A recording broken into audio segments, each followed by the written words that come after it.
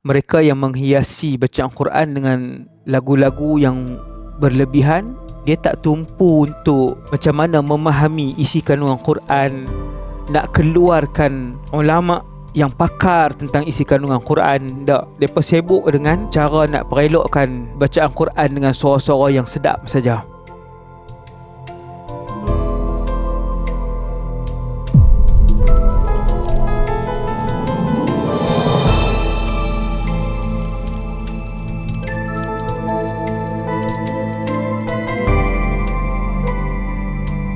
Assalamualaikum warahmatullahi wabarakatuh. Bismillahirrahmanirrahim. Alhamdulillah. Wa afdalus salati wa atammut taslim ala Rasulillah wa ala alihi wa ashabihi wa man walah. Wala hawla wala quwwata illa billah. Amma ba'd. Para penonton umat Rasulullah yang dikasihi sekalian, semoga kita semua sentiasa dirahmati oleh Allah Subhanahu wa taala.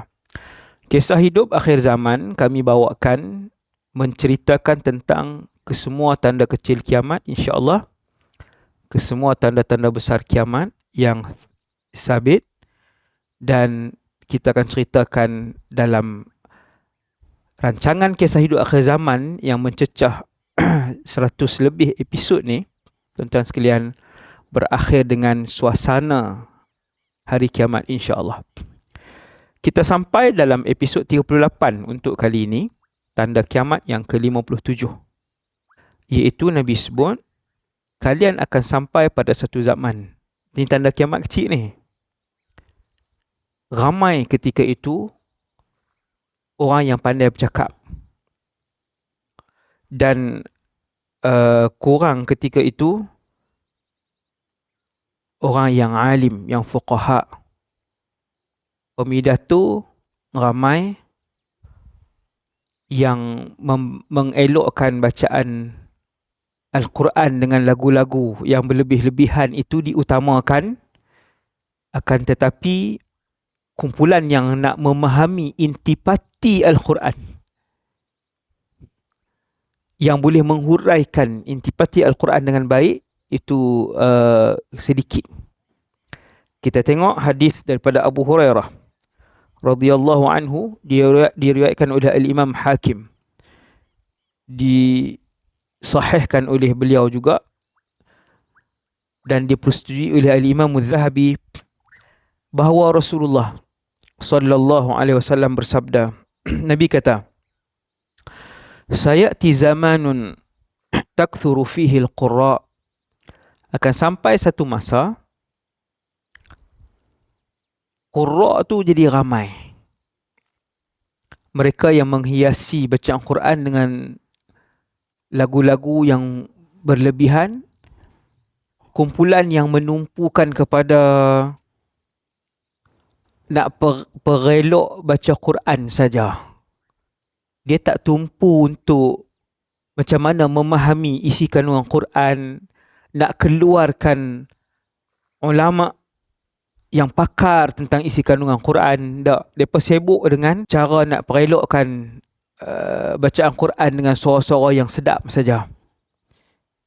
Takthuru fihi al-qurra, itu yang dimaksudkan, kata para ulama, yang dimaksudkan oleh Rasulullah qurra dalam hadis ni. Ada juga qurra yang satu lagi yang kita faham, iaitu mereka yang pakar Quran. Itu bagus.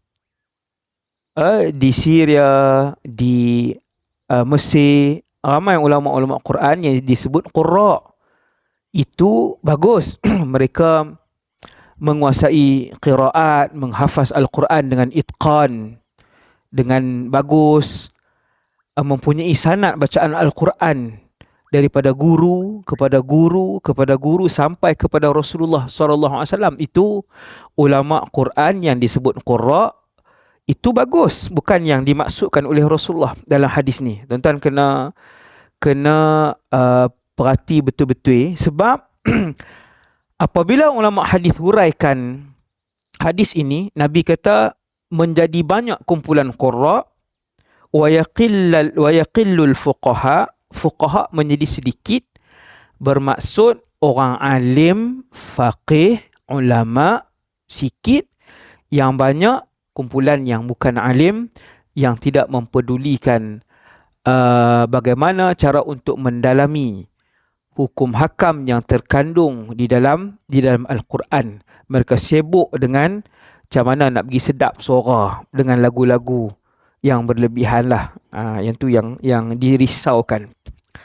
Kemudian Nabi sebut wa yuqbadul ilmu wa yakthurul harj, dan diangkat ilmu dan menjadi banyak harj.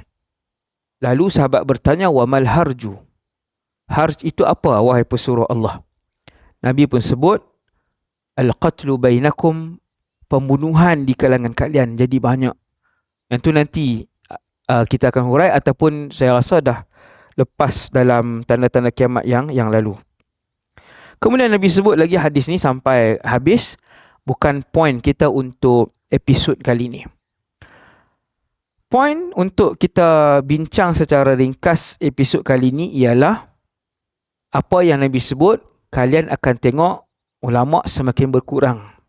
Tuan-tuan sekalian, benda ini telah berlaku, sedang berlaku, dan akan sampai kepada kemuncaknya pada satu hari nanti, sehinggalah di dalam satu bandar yang besar, tidak ada seorang alim pun di bandar itu. Hanya tinggal orang yang pandai bercakap, yang bukan bidang agama, tapi sebab dia pandai bercakap, dia kerja benda lain, maka orang angkat dia. Orang minta pandangan dia. Nabi kata, fadal wa adal. Orang tu sesat. Tak cukup dengan dia sesat, wa adalla ghairahu, dia juga akan menyesatkan orang selain daripada dia. Inna lillah wa inna ilaihi raji'un.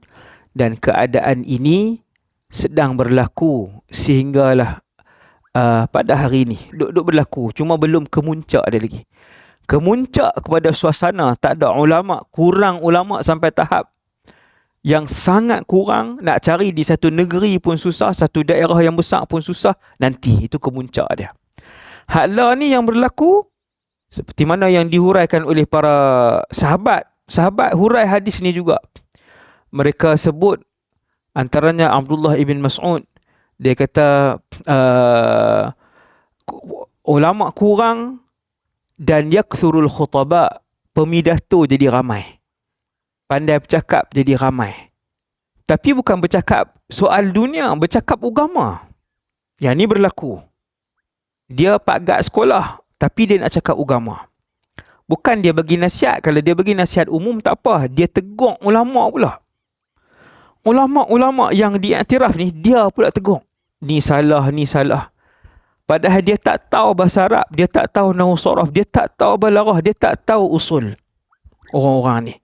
Dan betapa banyaknya pada hari ni. Media sosial banyak. Dia boleh bercakap dengan handphone dia, dengan internet yang ada, maka dia pun bercakap, menuduh orang tu sesat, menuduh orang ni sesat. Sedangkan bila orang-orang alim melihat cara dia bercakap, orang tahu betapa jahilnya manusia yang sedang bercakap itu. Inna lillah wa inna ilaihi raji'un. Nabi kata dalam hadis lain, nak hurai sikit tentang hadis bahawa ramai qurra, mereka-mereka yang tumpu kepada nak bagi sedap baca Quran tanpa peduli kepada hukum hakam, dan kurangnya para fuqaha ni. Suasana itu, Nabi kata, sesungguhnya Allah Subhanahu Wa Taala akan menarik ilmu itu dengan betul-betul tarik sampai nak jumpa orang alim susah. Ni hadis lain lah. Inna Allah Azza wa Jalla la yaqbidul ilma intiza'an yantazi'uhu minan nas. Allah tak tarik ilmu itu dengan cara tarik daripada dada orang alim. Maksudnya macam ni.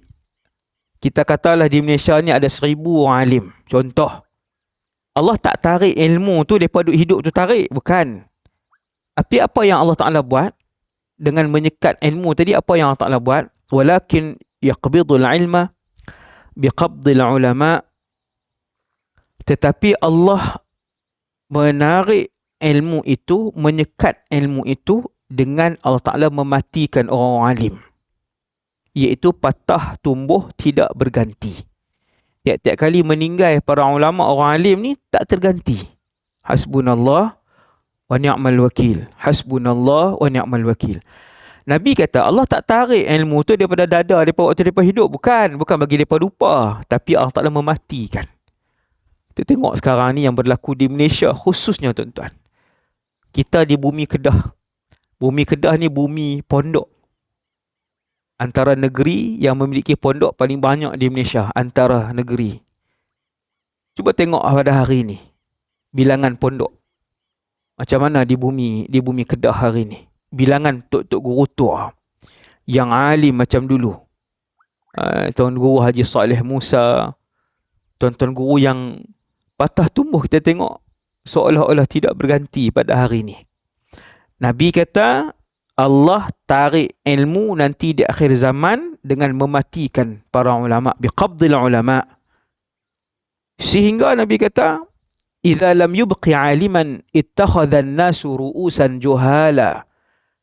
Kemuncak dia bila mati orang alim, mati tidak berganti, orang ramai akan ambil hak jahil-jahil ni, hak pandai bercakap ni, ambil juhal, pemimpin-pemimpin yang jahil tentang urusan agama, juga tak pandai memerintah. Nanti kemuncak dia kan, orang-orang jahil ni diambil dan diangkat. Fasu'ilu. Orang tanya dia pula. Dia pandai bercakap, tak ada latar belakang syariah. Walaupun karang 2-30 buku, kita tengok bahasa Arab pun tak tahu. Nahu soraf Arab tak tahu. Tapi disebabkan pandai bercakap, pandai menulis, orang pakat duk tanya dia benda agama.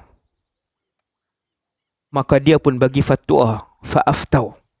Bila orang tanya, dia jawab bi ghairi ilmin, tanpa asas ilmu agama, tanpa latar belakang agama, tanpa ada dalil yang kuat, tidak bersandarkan kepada dalil. Fadallu, Nabi kata dia sesat. Wa adallu, masa yang sama menyesatkan orang lain pula. Yang ini sedang berlaku begitu banyak. Sebab itu tuan-tuan, ambil ilmu agama ini mesti daripada orang-orang yang alim, yang bersanad ilmunya, bersambung mata rantai ilmunya, supaya ilmu yang kita dapat itu ilmu yang berkat, ilmu yang betul fahamannya, seperti yang dikehendaki oleh Rasulullah SAW, dan supaya kita tidak mudah-mudah membid'ah dan mensyirikkan orang lain disebabkan salah faham kita kepada ilmu tadi. Jadi saya rasa sekadar itu dulu untuk episod yang ke-38. Semoga bermanfaat. Kita dapat jadikan panduan dalam kehidupan kita. Assalamualaikum warahmatullahi wabarakatuh. Perjalanan kehidupan manusia dalam menghadapi cabaran akhir zaman. Bagaimanakah manusia menempuhi kehidupan di akhir zaman? Akhir zaman penuh fitnah. Hanya iman dan takwa penyelamat ummah. Tanpa iman dan takwa yang utuh, manusia pasti gagal menempuhi kehidupan akhir zaman. Menjadi kerisauan baginda, bagaimana umatnya menempuhi kehidupan akhir zaman. Nantikan kupasan lanjut peristiwa akhir zaman daripada Ustaz Wadi Anwar.